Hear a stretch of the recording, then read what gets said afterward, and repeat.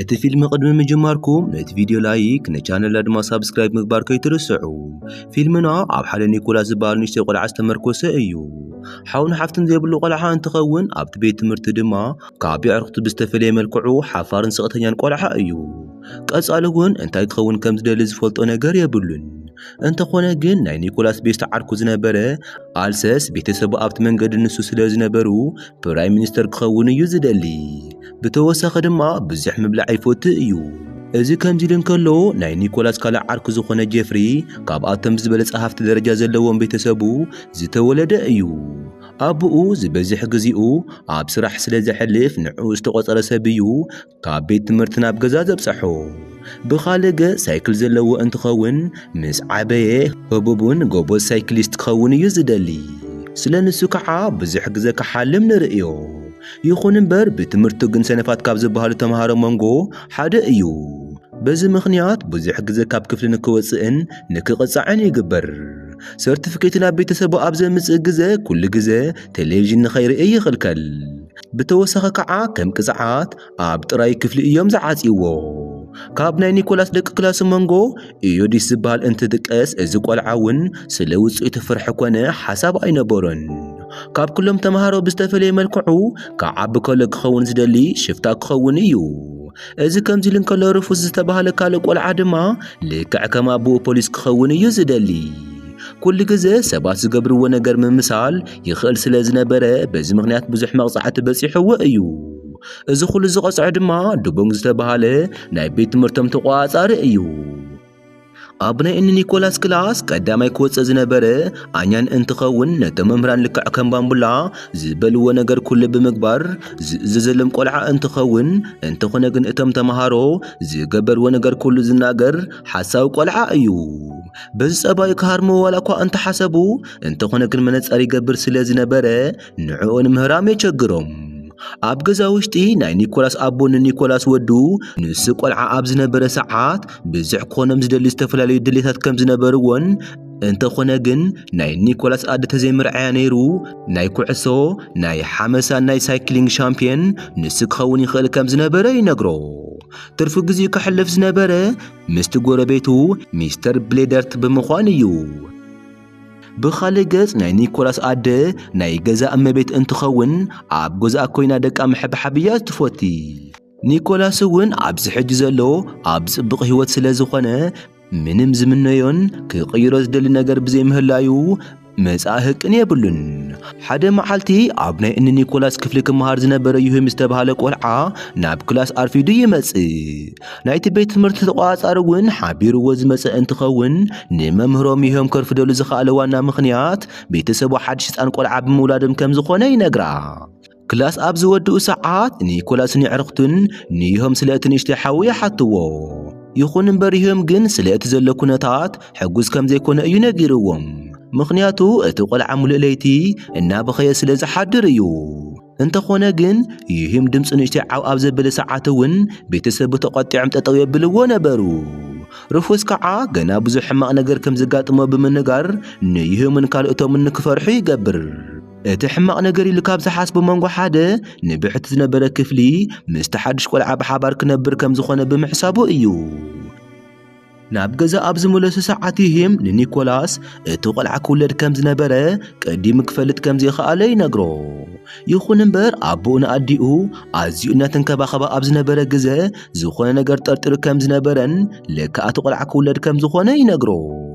ኣብ ዝቕፅል ናይ ኒኮላስ ኣቦ ናብ ገዛ ኣብ ዝምለስ ግዜ ካብ ሓለቕኡ ሚስተር ሙቼብ ዝተለኣኸ ሓደ መጻወቲ የምጽእ። እንትግለጽ ሚስተር ሙቼብ ብኣቦኡ ገይሩ ንኒኮላስ ዝተፈላለዩ መጻወቲ ይልእኸሉ። እንተኾነ ግን እዚ ዝገብር ንናይ ኒኮላስ ኣቦ ደሞዝ ንዘይምውሳኽ እዩ። በዚ ምኽንያት ናይ ኒኮላስ ኣቦን ኣደን ብተደጋጋሚ ይበኣሱ። ይኹን እምበር እቲ ሰብኣይ ዝተፈላለዩ ህያባት ይልእኸሎም ስለ ዝነበረ ናይ ኒኮላስ ኣቦ ስርሑ ናይ ምቕያር ምንም ሓሳብ ኣይነበሮን። ሓደ መዓልቲ ናይ ኒኮላስ ወለዱ ብዝተፈላለየ መልክዑ ዝተፈላለዩ ፀባይ ከርእዩ ይጅምሩ። እቲ ኣቦ ምንም ከይተነጫነጨ እቲ ኣብ ገዛ ውሽጢ ዝነበረ ጓሓፍ ኣውፂኡ ናብቲ መጠራቐሚ ኣውፂኡ ይድርብዮ። እዚ ጥራይ ዘይኮነሲ ቁርሲ እንትበልዑ ንሰበይቲ ምግቢ እናኾለሰ የብልዓ። እዚ ከዓ ዝኾነ ነገር ክፍጠር ከም ዝኾነ ንክጥርጥር ዝገበሮ እዚ ፀባዮም እዩ። ምክንያቱ ይህምውን ሓው ቅድሚ ምውላዱ ቤተሰቡ እንታይ ዓይነት ጸባይ የርኢ ከም ዝነበሩ ነጊርዎ ስለ ዝነበረ እዩ ናብ ቤት ትምህርቲ ኣብ ዝኸደ ሰዓት እውን ቤተሰቡ ልክዕ ከም ይህም ሓድሽ ቆልዓ ክወልዱ ምዃኖም ከም ዝጠርጠረ ይናገር ኣብ ዝቐጽል ትርኢት ናይ ኒኮላስ ወለዱ ንናይ ኒኮላስ ኣቦ ዘስርሖም ሚስተር ሙቼፕ ምስ ሰበይቲ ናብ ገዝኦም ንምዕዳም ይሓስቡ ምስኡ ብዝግባእ ብምቅርራብ ደሞዝ ንክውስኸሉ ምግባር እዩ ሓሳቦም ናይ ኒኮላስ ኣደ እውን እዚ ብምስማዓ ኣዝያ ትሕጎስ እሞ ስለዚ ሚስተር ሙቼፕን ሰበይትን ብክእለታን ምሕጓስ ትውስን ኣብቲ ናይ ድራር ፕሮግራም መዓልቲ ንኒኮላስ ካብ ገዝኦም ንምርሓቕ ይውስኑ ኮይኑ ግን እዚ ኣብ ዝናገረሉ ሰዓት ግን ኒኮላስ ናብ ገዝኡ እናተመልሰ ስለ ዝነበረ ኣብ በሪ ኮይኑ ዝናገርዎ ይሰምዕ ዝሰምዐውን ፍርቁ ስለ ዝነበረ በቲ ሓድሽ ዝመጽእ ቆልዓ ምኽንያት ንዑ ካብ ዝገዛ ከውፅዎ ከም ዝኾኑ እዩ ሓሲቡ ስለዚ ኣብ ዝቕጽል መዓልቲ ኒኮላስ ንዕርኽቲ ኩሎም ስለ ናይ ቤተሰቡ ህቅን ይነግሮም እቶም ይዕርኽቲ ድማ ኒኮላስ ንቤተሰቡ ብዝግባእ ንክቐርቦምን ፍሉይ ህያብ ንክህቦም ይነግርዎ ስለዚ ድሕሪ ትምህርቶም ኒኮላስን ይዕርኽትን ብሓባር ብምዃን ናይ ኒኮላስ ኣደ ፍዮሪ ንምግዛእ ናብ ሓደ ሹቕ ይኣትዩ እንተኾነ ግን ናይቲ ፍዮሪ ዋጋ ምስቲ ንሶም ዝሓዝዎ በጀት ከምዘይመጣጠን ይግንዘቡ ካብኡ እቶም ይዕርኽቲ ብዘለዎም ገንዘብ ንኒኮላስ ንምሕጋዝን እቲ ፍዮሪ ንምግዛእ ይሓስቡ ኮይኑ ግን ኣብዚ መንጎ ርፉስ ገንዘብ ክህብ ኣይደለየን በዚ ምክንያት እታ ዋና ሹቕ እቲ ፍዮሪ ካብኣቶም ንምምንጣል ኣብ እትፅዕር ግዜ ወዲቓ እቶም ካልኦት ፍዮሪታት እውን ተውድቖም ኮይኑ ግን ኒኮላስ እቲ ሓንቲ ፍዮሪ ንኣዲኡ ይወስደላ ኣዲኡ እውን እቲ ፍዮሪ ዝፈትየቶ እንትኸውን ናብቲ ምስ ዕርኽታ ዝግበር ድግስ ሒዛቶ ትኸይድ ንዓኣ ንምሕጓስ ኢሉ ኒኮላስ ዘይደልዮ ዓይነት ክዳን ተኸዲኑ ንዕርኽታ ከዘናግዐን ይጅምር ሽዑ ድማ ናይታ በዓልቲ ድግስ ጓላ ዝኾነት ማሪ ኤድዊጂ ይርእያ ሓቢሮም ካርታ ይጻወቱ እሞ ኣብቲ ጸወታ መንጎ ማሪ ብዙሕ ግዜ ትስዕሮ ኒኮላስ ግን ህቅኑ ኣዲ ምሕጓስ ስለ ዝነበረ ምንም ነገር ክገብር ኣይደለየን ብጽቢሒት እውን ኒኮላስ ምስ ቤተሰቡ ብሓባር ብምዃን ናብ ሓደ ቦታ ይኸዱ እታ መኪና ጠጠው ኣቢሎም ኣብ ዝወፁ ሰዓት ግን ኒኮላስ ናይታ መኪና በሪ ኩሎም ይቆልፎም እዚ ክገብር ዝኸኣለ ምናልባሽ ቤተሰቡ ኣብቲ ጫካ ኣውፅኦም ከይድርብይዎ ስለ ዝፈርሐ እዩ ናይ ኒኮላስ ወለዱ እውን ብተደጋጋሚ ንክኸፍተሎም ዋላ እኳ እንተሓተትዎ እንተኾነ ግን ክሳኻዕሎም ብዘይምኽኣሉ ኣብ መጨረሻ እታ መኪና እናደፍኡ ናብ ገዛ የምጽእዋ ናብ ገዛ ምስ በጽሑ ናብ ገዝኦም ዶክተር ጸዊዖም ናይ ኒኮላስ ጥዕና ንከረጋግጸሎም ይሓትዎ ኮይኑ እውን እቲ ዶክተር ኣብ ናይ ኒኮላስ ጥዕና ምንም ሕማቕ ነገር ኣይረኸበን በዚ ምክንያት ስለቲ ዝተፈጥረ ነገር ሙሉእ ለይቲ ክቋየቑ ይሓድር እሞ ኒኮላስ እውን ካብ ቆየቋም ከምቲ ዝተረድኦ ኣዲኡ ንዕኡ ክትድርብዮ ከም ዘይትደሊ እዩ ይኹን እምበር ኣቦኡ ግን ኣብ መጨረሻ ንዕኡ ምድር ባይ ምእማኑ ከም ዘይተርፍ ርግፀኛ ይኸውን ኣብ ዝቕጽል መዓልቲ ኒኮላስ ምስ ይዕርኽቲ ብምርኻብ ሓደ ምስጢራዊ ዝኾነ ጉጅለ ንምምስራት ይውስኑ ናይ ጉጅለም ሽም እውን ዘይድፈሩ ኢሎም ይስይምዎ እሞ ኣብቲ ዝመረፅዎ ቦታ እውን በብመዓልቲ ንክራኸቡን ዘጋጥሞም ችግር እውን ንምምያጥ እዮም ተነጋጊሮም ኣብቲ ማእሳል መዓልቲ እውን እቶም ተምሃሮ ኣብ ቀረባ ግዜ ውሽጢ እቲ ናይ ትምህርቲ ሚኒስተር ብምምጻእ ቤት ትምህርቶም ከም ዝግብንዮ ይንገሩ ስለዚ ኣብቲ ምጉብናይ ነቲ ሰብኣይ ዘቕርብዎ ነገር ኩሉ ክዳለው ኣለዎም ድሕሪ ትምህርቲ እቶም ቆልዑ ንመጀመርያ ግዜ ናይ ጉጅለም ኣኸባ ይገብሩ ሽዑ ድማ ናይቲ ጉጅለ ሓለቓ መን ክኸውን ከም ዝኽእል ምክርኻር ይጅምሩ እሞ እዚ ከምዚ ኢሉ እንከሎ ናይ ኒኮላስ ኣደ ሚስተር ሙቼፕን ሰበይትን ንምግባዝ ዝነበሮም ሓሳብ ንምግዳፍ ትውስን ምክንያቱ ናይ ሚስተር ሙቼፕ ሰበይቱ ዘመናዊ ዓይነት ሰበይቲ ክትኸውን እያ ኢላ ስለ ዝሓሰበት እዩ ህይወታ እውን ልክዕ ከምኣ ኣብ ወዳን ሰብኣያን ምሕብሓብ ጥራይ ስለ ዘየትኩር በቲ ድራር ናታ ትኹረት ክትስሕብ ከም ዘይትኽእል ትናገር ንዕኡ ምክንያት ካብ ዝኾኑ ነገራት መንጎ ዘልዓለቶም ክዳንን መጋየፅን ስለ ዘይነበራ እዩ ናይ ኒኮላስ ኣቦ እውን እዚ ምስ ሰምዐ ዝትደልዮም ነገራት ኩሎም ክገዝአላ ይውስን እዚ ከምዚ ኢሉ እንከሎ ኒኮላስ ናይ ጉጅለ ኣባላት ሰላም ንምፍጣር ክብል ኩሎም ናይቲ ጉጅለ መራሕቲ ክኾኑ ከም ዝኽእሉ ይነግሮም ናይ ኒኮላስ ቤተሰብ እውን ብኒኮላስ ክሕጎሱ ንምግባር ኣብ መጀመርያ ዝሓሰብዎ ሓደ ሓሳብ ገዝኦም ብዝግባእ ምጽራይ እዩ ቤተሰቡ ካብ ገዛ ኣብ ዝወፅእ ግዜ ኒኮላስን ጉጅለን ብሓባር ብምዃን ናብ ገዝኦም ኣትዮም እቲ ገዛ ኸጽሪ ይጅምሩ ይኹን እምበር ክነጽሪ ኢና ኢሎም እንትፍትኑ ግን እቲ ገዛ ሕውስውስ እዮም ኣቢሎሞ በዚ ምክንያት ኒኮላስ ተስፋ ይስእን እሞ ካብ ገዛ ንምጥፋእ ይውስን ይኹን እምበር ብዙሕ ካብ ገዛ ከይረሓቐ እዩ ሓሳቡ ብምቕያር ናብ ገዝኡ ንክምለስ ዝወሰነ ብፀቢሒቱ ናብቲ ቤት ትምህርቲ ኣብ ዝመፀ ሰዓት መጀመርያ ናብዚ ምድሪ ዝመፀ ንሱ ከም ዝኾነን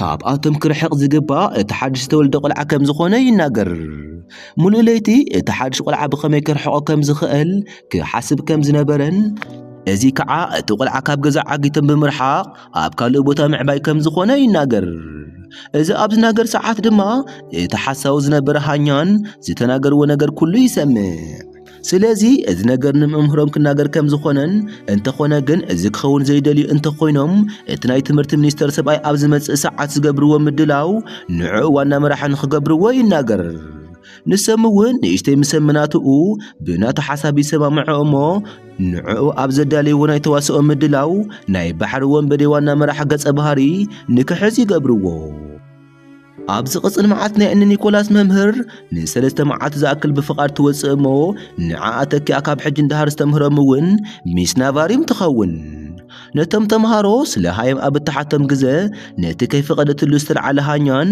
ብዘይሓስበ መልክዕ ተቐፅዖ በዚ ብምሕራቕ ሃኛን ንዓኣ ንምብቃል ይውስን እሞ ኤክስፓየርድ ገይሩ ዝነበረ ቸኮሌት ከም ህያብ ኣምፂኦ ይህባ ኣብዚ ቅፅል መዓልቲ ጀፍሪ ናብ ቤት ትምህርቶም ንእሽተይ ጠላዕ መፃወቲት የምፅእ ሓሳቦም እውን እዚ ብምጥቃም ገንዘብ ምርካብ ካብኡ ከዓ ጋንግስተር ቆፂሮም ናይ ኒኮላስ ሓድሽ ሓዊ ንምዕጋት እዩ ኮይኑ ግር ሚስተር ድቦንግ እዚ ይርኢ እሞ እቲ መፃወቲ ይምንጥሎም ሚስ ናቫሪም እውን እቲ ዝተበላሸየ ቸኮሌት ምስ በልዐት ሓሚማ ኣብ ገዛኣ ትተርፍ ስለዚ ሽዑ መዓልቲ ከምህሮም ብዝብል ሚስተር ድቦንግ ኣኛን ሽዑ መዓልቲ ንከምህሮም ይእዝዞ ኣኛን እውን ሽዑ መዓልቲ እቶም ተምሃሮ ኩሎም ክቆፃፀሮም ይውስን ይኹን እምበር ሽዑ ግን ኢድ ዝተባሃለ ቆልዓ ጽቡቕ ትምህርቲ ከምህሮ ይውስን እዚ ከምዚ ኢሉ እንከሎ ኒኮላስን ይዕርኽትን ካብ ክላሶም ተሓቢኦም ብምውፃእ ኣብ ናይ ሚስተር ዲቦንግ ዝርከብ መፃወቲ ክወስድዎ ይውስኑ ነዚ ድማ ክላትር ንክርብሽን ንዲቦንግ ንሱ ንክሕዘሎም እዮም ገይሮም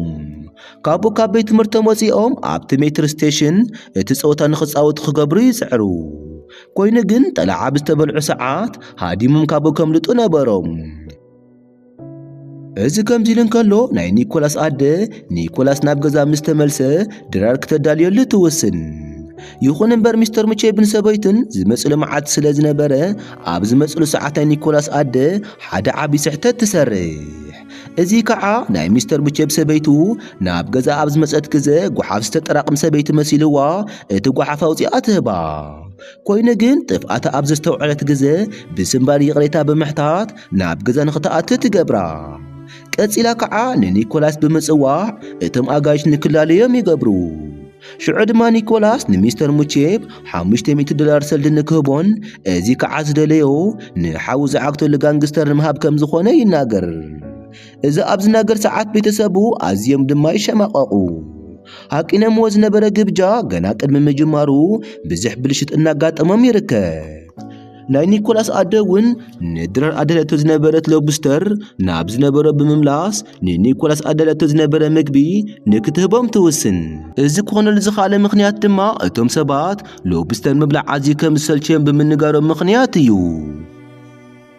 ኣብዚ ቅፅል መዓልቲ እቲ ትምህርቲ ሚኒስተር ናብ ናቶም ቤት ትምህርቲ ዝመፀሉ መዓልቲ ስለ ዝነበረ ካብኡ ብተወሳኺ ኣዝዮም ዝፈትይዋ ቀዋዊት መምህሮም ዝትምለሰሉ መዓልቲ እውን እዩ ነይሩ ስለዚ እቲ ትምህርቲ ሚኒስተር ናብ ናቶም ክፍሊ ቀድሚ ምእታዩ መምህሮም ነቶም ተምሃሮ ጸጥ ኢሎም ንኽጸንሑ ትገብሮም ካብኡ እቲ ትምህርቲ ሚኒስተር ናብ ናቶም ክላስ ኣብ ዝኣተየ ግዜ እቶም ተምሃሮ ኩሎም ጸጥ ኢሎም ዝሓተቶም ሕቶ ንዘይምምላስ ይውስኑ እዚ ከዓ እቲ ሰብኣይ ንክጭነቕ ይገብሮሞ ከም ዕድል ኮይኑ ንክላቲር ኣብ ፓሪስ ዙርያ ስለ ዘሎ ሃይቅ ኣብ ዝሓተተ ግዜ ትኽክለኛ መልሲ ይምልሰሉ እዚ ከዓ ናይቲ ክላስ ተምሃሮ ኩሎም ብኡ ንክሕጎሱ ይገብሮም እዚ ከምዚ ኢሉ እንከሎ ሚስተር ሙቼብ ንናይ ኒኮላስ ኣቦ ኣብ ስራሕ ሸለል ክብሎ ይጅምር እዚ ከምዚ ኢሉ እንከሎ ክላቲር ንጉጅሎ ኣባላት ሓደ ሓሳብ ስለ ዝመፀሉ እቲ ሓሳብ ክነግሮም ይውስን እቲ ሓሳብ ከዓ ብዙሕ ገንዘብ ክሰርሑ ከም ዝኽእል እዩ ነጊርዎም እዚ ሓሳብ ክረኽቦ ዝኸኣለ ካብ ዝኾነ መጽሓፍ ኣንቢቦ እንትኸውን እዚ ከዓ ሰብ ከጠንክር ዝኽእል መስተ ክሰርሕሉ ዝኽእሉ ኣሰራርሓ እዩ እዚ ኣስማታዊ መስተ ከዓ ኣብቲ መጽሓፍ ዝረኸብዎ ኣሰራርሓ መልክዕ ብሓባር ኮይኖም ይሰርሕዎ ሓሳቦም ከዓ እቲ መስተ ነቶም ካልኦት ተምሃሮ ምሻጥ እንትኸውን ቅድሚ ንሱ ግን ክንደይ ዝኣክል ሰብ ከጠንክር ከም ዝኽእል ብሓሰት ነቶም ተምሃሮ የርእይዎም እዚ ክገብሩ ዝኽኣሉ እታ መኪና ብሓደ ኣንፈት ብዙሕ ክብደት ብምግባር እንትኸውን እቲ መስተ ዝተዓመ ቆልዓ ከይዱ እታ መኪና ንላዕሊ ንክልዕላ ይገብሩ እሞ ሓፍ ምስ ኣበላ እውን ብቐሊሉ ትወድቐሉ። በዚ ምኽንያት እቶም ተምሃሮ ብዙሕ ዓማዊል ረኺቦም እቲ መስተ የስትይዎም። በዚ መልክዕ እውን ክንዲ ዝሓሰብዎ ዝኸውን ገንዘብ ይሰርሑ። ይኹን እምበር ቢዝነሶም ዝሰናኽል ነገር እውን ይመጽእ። እዚ ከዓ እቲ መስተ ዝሰተየ ቆልዓ ብምሕማሙ ኣኸቲሉ ኣቦ ናብኣቶም ሒዝዎ ኣብ ዝመፀ ሰዓት እዩ። ይኹን እምበር ኒኮላስን ኣዕርኽቱን ግን ክዛብ ሕጂ ዝኣከብዎ ገንዘብ ሒዞም ካብቲ ቦታ ሃዲሞም የምልጡ። ቅነም እውን ከም ዝቐጸለ እንትኸውን ብላይን ጃክ ናብ ዝተባለ ሓደ መካኒክ ይደውሉ። ናብኡ ዝደወለ እውን ተሰሓሒቶም ጋንግስተር ስለ ዝመሰሎም እዩ። ንሱ እውን መካኒክ ስለ ዝነበረ ስለ ክጽገኖም ዝደልዩ መኪና ክሓቶም ይጅምር። ኮይኑ ግን እቶም ቆልዑ ዝገመትዎ እቲ ስራሕ ንምስራሕ ዘምልጠሉ መኪና ስለ ዝደልዩ ከም ዝነገሮም እዩ። እቶም ቆልዑ ከዓ ካልእ ህቅን ካልኣይ የምጽኡ እሞ እዚ ከዓ ዘድልዮ መኪና ስለ ዝነበረ ናይ ጀፍሪ ኣቦ መኪና ንምጥቃም ይውስኑ። እንተኾነ ግን እቶም ቆልዑ እታ መኪና ከመይ ክገንሕዋ ከም ዘለዎም ኣይፈልጡን። ስለዚ ኣብ መጠረሽታ እቲ ቁልቁለት ስቑሎም ምግናሕ እንትጅምሩ ናይ መግነሒ ፍቓድ ፈተና እናተፈተነት ዝነበረት ናይ ኒኮላስ ኣደ እውን ኣብቲ መንገዲ ንሱ ዘላ እንትኸውን ኣብ ካልእቲ መኪና ውሽጢ ዝርከብ ወዳ ኒኮላስ ትርእዮ። ካብኡ ንዓኣቶም ምኽታል ኣብ ዝጀመረት ግዜ ናይ እኒ ኒኮላስ መኪና ብናይ ኣቦ መስርሕ ቢሮ ከባቢ ተሓልፍ። ሽዑ ድማ ሚስተር ሙቼብ ካብ ምግጫን ንእሽተይ ይተርፍ። ይኹን እምበር ናይ ኒኮላስ ኣቦ ግን ካብ ሞት ንእሽተይ የትርፎ። እዚ ከዓ ሚስተር ሙቼብ ኣብ ናይ ኒኮላስ ኣቦ ዝነበሮ ኣረኣእያ ንክቕየር ይገብሮ እሞ ሽዑ ንሽዑ ናይቲ ዓብዪ ፕሮጀክት ሓላፍነት ንዕኡ ይህቦ። ኣብ ዝቕጽል እውን ናይ ኒኮላስ ኣደ ትገንሓ ዝነበረት መኪና ብቕድሚኣ ሓንቲ ዓባይ መኪና ትመጽእ። ክጋጭያ ዝነበራ እንተኾነ ግን ብቕልጡፍ እታ መኪና ተዝራሞ ብዘይተጸበየቶ መንገዲ ፓርክ ትገብራ። እዚ ከዓ ንዓኣ ነቲ ፈተና ዝፍትን ዘተረፎም እንትኸውን በዚ ብምምስጋን እቲ ፈተና ንክተሓልፍ ይገብራ። እዚ ከምዚ ኢሉ እንከሎ ናይቶም ቆልዑ መኪና ድማ ኣብቲ ዓቐብ ቦታ ኣብ ዝበፅሐት ግዜ ባዕላ ጠጠው ትብለሎም። ሽዑ ድማ ወዲ ክላሶም ዝኾነ ይህም ምስ ንእሽተይ ሓው ብሓባር እናኸዱ ይረኽብዎ። ይህም ከዓ ንሶም ብዘይተጸበይዎ መንገዲ ኣዝዩ ሕጉስ ኣብ ዝኾነ ስምዒት እዩ ነይሩ። ኣብዚ ሕጂ ንሓው ከም ዝፈትዩን ቅድሚ ሕጂ ስለ ሓው ዝተናገሮ ነገር ኩሉ ልክዕ ከም ዘይነበረ ከም ዝተገንዘበ ይነግሮም። እቶም ቆልዑ እውን ቆንጆን መሕዘንን ከም ዝኾኑ እዩ ነጊርዎም። እዚ ከዓ ኒኮላስ ክሳብ ሕጂ ክሰርሖን ዝሓስቦን ዝነበረ ነገር ንክቕይር ይገብሮ። ስለዚ ናብ ገዝኡ ምስ ተመልሰ ንወለዲ ሓው ንክወልድሉ ይሓቶም። እንተኾነ ግን ኣዲኡ ጥንስቲ ከም ዘይኮነት እንትነግሮ ይኹን እምበር ንእሽተይ ሓው ንክውለደሉ ምጭቕጫቑ ይቐጽል። ኣብ መጀመርያ ንሰሙን ዘመናቱ እንትኾኑ ኣብ መጠረሽታ ግን ከም ሕቶኡ ሓው ንክወልድሉ ይውስኑ። ካብኡ ድሕሪ ሰሙናት ኣዲኡ ከም ዝፀንሰት ትነግሮ እሞ እዚ ከዓ ንኒኮላስ የሐጉሶ። ድሕሪ 8 ኣዋርሕ እውን ናይ ኒኮላስ ኣደ ቆልዓ ትወልድ እሞ ዝወለደት እውን ከምቲ ኒኮላስ ተጸበየ ወዲ ዘይኮነትሲ ጓልያ ወሊዳ። ይኹን እምበር እዚ እውን ኒኮላስ ይሐጉሶ። ፊልምና እውን ነዚ ይመስል ነይሩ። እቲ ፊልም እንተተመቸየኩም ላይክ ምግባር ኣይትረስዑ። ብኻልእ ቪድዮ ክሳብ ንራኸብ እውን ፀብቑ ንዓኹም ይኹን።